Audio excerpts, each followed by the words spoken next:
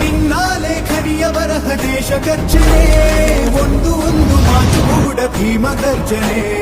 ನಾಯಕ ನೀನು ಭೀಮರ, ಮಹಾನಾಯಕ ನೀನು ಭೀಮರ, ನಾಯಕ ನೀನು ಭೀಮರ, ಮಹಾನಾಯಕ ನೀನು ಭೀಮರ. ನೊಂದ ಜನರಿಗೆ ನೀ ದೇವರೋ ಜಗ ಹೇಳಿದೆ ಜೈ ಭೀಮರ.